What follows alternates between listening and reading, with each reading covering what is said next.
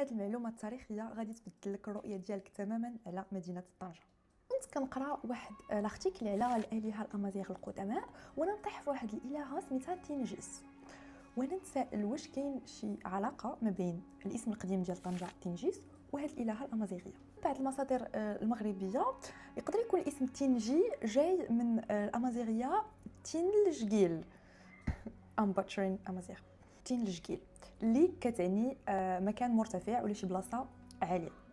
تحولت من بعد التنجيس تحت الرومان، ومن بعد طنجة اللي كنعرفوا دابا. نرجعوا لتنجيس الالهه الامازيغيه. على حسب المصادر القليله اللي لقيت كانت الهه ديال البحر والخصوبه والحب، وكانوا الامازيغ القدماء كيتصوروها على شكل سيرين حوريه البحر. النسخ الاغريقيه ديال الاسطوره عندنا اونتايوس اللي هو الزوج ديال تنجيس الامازيغيه، وكتعتبر عملاق من العمالقه الاغريق القدماء، وهو ولد ديال بوسيدون اله البحر وديال غايا الهه الارض.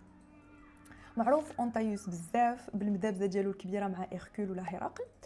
دونك على حسب الاسطوره هرقل دابز مع اونتايوس وقتلو، وعلى حسب الاساطير الطنجاويه إركول من مور ما صفاها لأونتايوس مشى للغرو ديركول ديال طنجه وهرسها باليد ديالو، داكشي علاش كاين داك لا فورم في لا غرو ديركول ديال طنجه.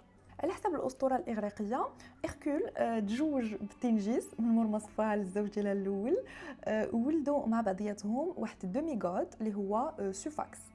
على حسب هاد النسخ سوفاكس هو المؤسس ديال مدينه طنجه. الاهتمام هو ان كاين واحد الملك امازيغي قديم سميتو سيفاكس.